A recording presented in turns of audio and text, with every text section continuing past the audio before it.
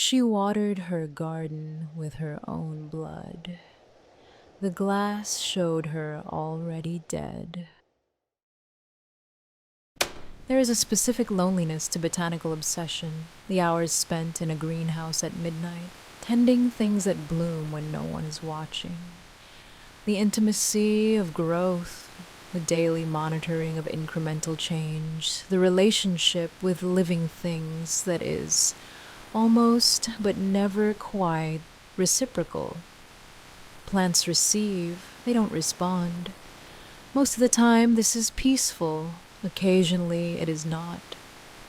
Dr. Vera Lund spent 12 years collecting night-blooming flowers, and the greenhouse she built for them was extraordinary. 60 panes of salvaged stained glass from 7 deconsecrated churches, each one a different color, each one carrying the specific weight of a sacred space's history. She knew what she was buying. She was a botanist, not a theologian, and she had selected the glass for its light transmission properties and the quality of color it cast on her specimens at midnight. She had not selected it for what lived in it. The flowers bloomed on the first night. The glass lit in the way she had hoped, and in the petals of each open bloom, in the interior of each calyx caught in colored light, was a scene she should not have been able to see. She watered them with water, initially. The glass showed her worse things when she watered them with blood. She kept watering. The greenhouse was built in the 3rd year of Vera Lund's research appointment at the University of Copenhagen's Botanical Institute. Using grant funding she had redirected with the specific creative bookkeeping of an academic who knows what she needs and has found the budget line most likely to accommodate it. The structure was modest in size, 12 feet by 18. And extraordinary in its walls. 63 panes of stained glass salvaged from church deconsecration sales across Denmark and northern Germany, installed by a glazier who had done the work without comment and had declined when Vera offered a second commission to return. The glass was her design specifications centerpiece.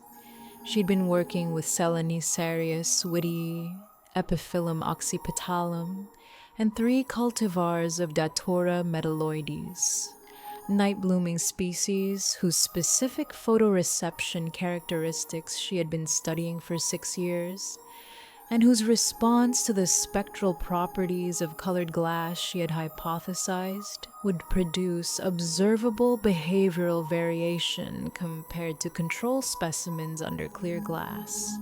This was the official research rationale. The personal rationale was that she had seen, once, a night-blooming Sirius open under a rose window in an abandoned convent she had been photographing for a hobby project, and the visual quality of the event had been sufficiently extraordinary that she had spent 3 years engineering the conditions to reproduce it.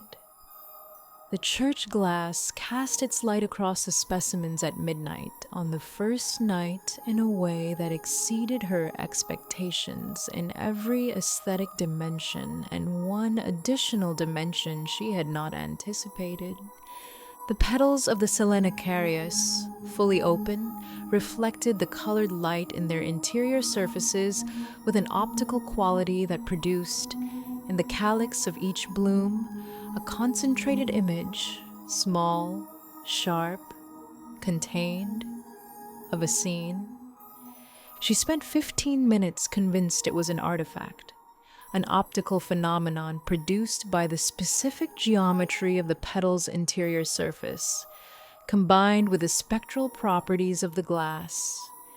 She photographed it, expecting the camera to resolve it differently than her eye. The camera recorded exactly what she saw. In each calyx, a scene, different in each flower, rendered in the quality of glass light, Saturated color, precise line, the specific visual register of a stained glass window's narrative panel. The scenes were not botanical, they were historical. A market square, 16th century, a crowd gathered around a stake, a column of people moving through snow under armed escort. A stone chamber with instruments she recognized from her architectural history elective as medieval and functional. Each scene was occupied by figures, small, precisely rendered, moving, not animated in any mechanical sense, moving with the independent volition of living things. The figures in the flames were screaming. She photographed all 12 open blooms and closed the greenhouse, and went inside and sat in her kitchen and looked at her photographs for a long time. She returned the following midnight. She photographed again. The scenes were different atrocities, different centuries, the same quality of precise and saturated horror enacted by living glass figures in the interior of night-blooming calyxes. She noted this in her research journal without interpretive framework and spent the following week in the university library.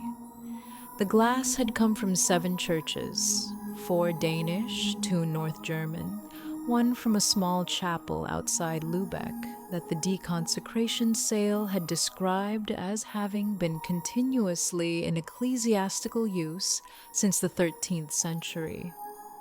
She had bought the Lübeck glass specifically for its age and chromatic quality, deep garnet red, a colorant formula that had not been used in commercial glass production since the 16th century. It occupied 11 panes, all in the greenhouse's east wall. The chapel's records, accessed through the Lübeck Diocesan Archive in a request she filed without explaining her reason, documented its history as follows. Continuous use from 1247, briefly closed in 1519. Following an incident the records described as the martyrdom of Brother Eustace, who had been a Franciscan friar associated with the chapel and who had been, by the record's careful language, killed in the chapel in circumstances the diocese preferred not to specify. The chapel was rededicated in 1521. The specific garnet glass of the east window had been installed in 1248, 1 year after the chapel's founding, and the records noted that its donor was anonymous, and that its installation had been accompanied by a ceremony that the 1247 chronicler described as unusual in its length and solemnity for so modest a structure.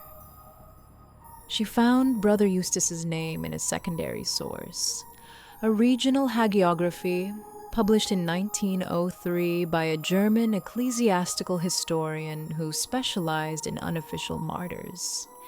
Eustace had been, according to the hagiography's account, a friar of unusual gifts, specifically the gift of seeing sin, not morally, literally, a visual apprehension of transgression, historical and ongoing, which the friar had described in his own writings as seeing through the glass as through an eye, and which had driven him, by the account's assessment, to a state of documented anguish before his death in the chapel in 1519.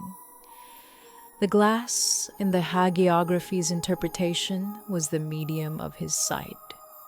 The garnet east window was a specific instrument, described in 2 of Eustace's surviving letters as the eye that does not close, through which I see what I was not meant to see, and cannot now stop seeing. Eustace had been sealed in the glass, not as a metaphor, as a fact in the operative sense of the word, his martyrdom, which the hagiography described as having been enacted by persons he had named as sinners, and who had chosen, in response, to remove the evidence had involved the glass. The specific ritual by which his consciousness had been transferred into the eye he had described as already containing it was not documented. Its effects were: the flowers were the medium through which Eustace's sight was currently expressing itself. Glass light transmitted through colored panes that contained his perception, focused into the optical instrument of a night-blooming calyx, produced images. Scenes from the historical record of human transgression that Eustace had spent his final years, and had apparently spent the 5 centuries since, observing in perpetual and anguished detail. The scenes were getting closer to the present. Vera had not been watering the plants with blood. She had, on the 14th night, cut her hand on a glass pane while repositioning it, and bled into the soil of the nearest specimen without noticing immediately. The following midnight, the Bloom's calyx showed a scene from 1987. All previous scenes had been earlier than 1600. She made the connection. She tested it. She used a lancet, the kind she kept in her first aid kit, and applied a measured drop to the soil of each specimen before midnight on the 15th night. The calyxes showed scenes from the mid-20th century. She applied 2 drops on the 16th night. The scenes showed the present decade. She stopped using blood on the 17th night and resumed plain water. The scenes returned to the pre-modern period. She applied blood again on the 18th night.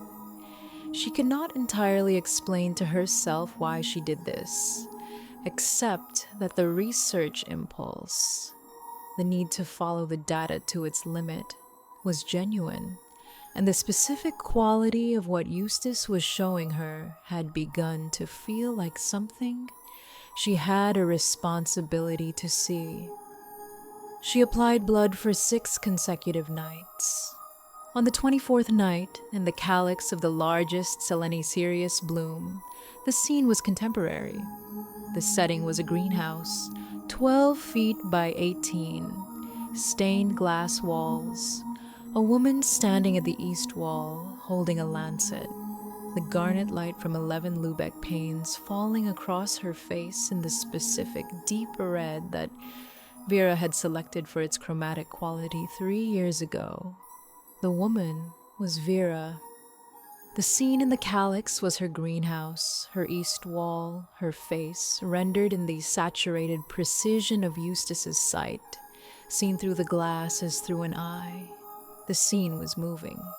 The woman in the calyx was not performing the action Vera was currently performing, applying blood to the specimen.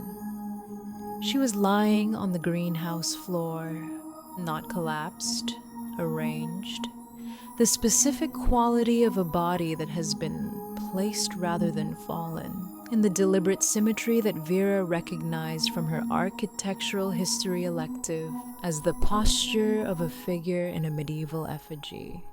Arms at the sides, face upward, the garnet light falling across her from the east wall with the quality of a window light in a painted scene.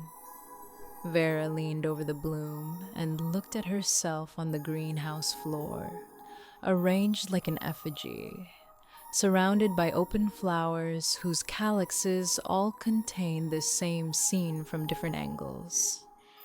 In each one, the woman on the floor was looking up at the glass with an expression she recognized as her own, an expression she had felt in the past 6 nights of watching Eustace's record of human transgression advance toward the present, with increasing frequency, the specific and complete anguish of someone who has seen too much and cannot stop seeing.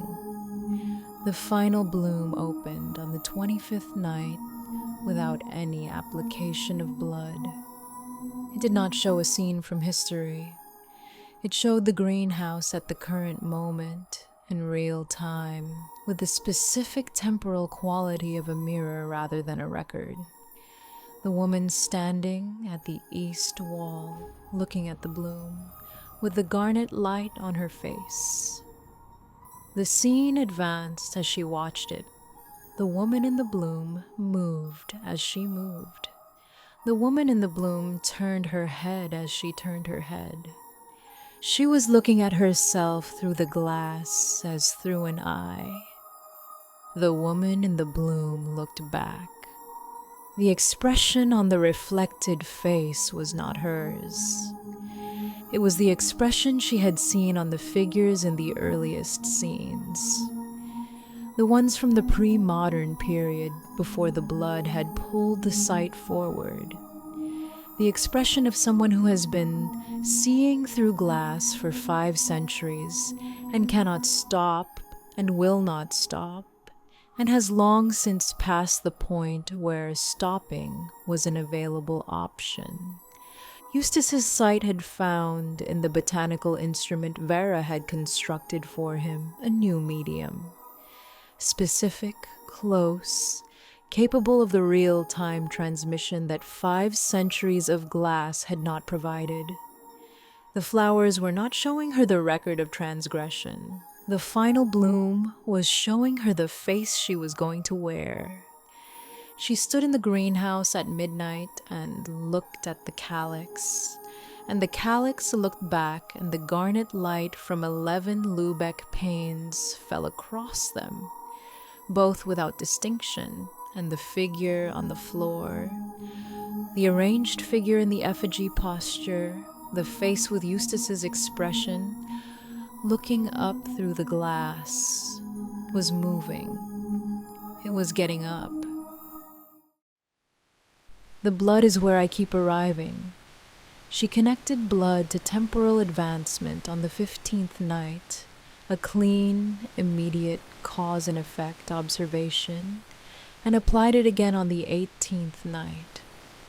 The research impulse, she told herself, the need to follow the data to its limit. She followed it to herself. On the greenhouse floor, I want to be precise about what Vera did and did not know. She did not know about Eustace until the library research, which she completed before she began using blood. She knew by night 18 that she was advancing the sight forward through time with her own blood. She knew this was her blood, her body, her choice. She applied it 6 more consecutive nights. By night 24, she was watching herself arranged on the greenhouse floor in an effigy posture. By night 25, the bloom was showing real time. By the moment the figure began to get up, she had been supplying the mechanism for 11 nights. The flowers are still blooming. The glass is still transmitting. Eustace has been seeing through it for 5 centuries, and what he needed to move from the record of historical transgression into the present was a botanist with a research impulse and a lancet, and the specific inability to stop following the data once she had started. She built the greenhouse, she salvaged the glass, she selected the Lübeck panes for their chromatic quality and installed them in the east wall and watched the flowers bloom under their light and found the connection between her blood and the advancement of the sight. She stood in the greenhouse and watched her own face change. The garnet light doesn't care. It never closed. Thank you for joining me tonight. My name is Ilara, and I am your whisperer. I'll be here, waiting for you next time. If this story resonated with you, leave a comment below. I want to hear your stories.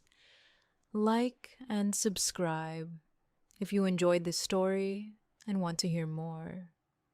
This has been Karma Quietly Whispers. See you soon.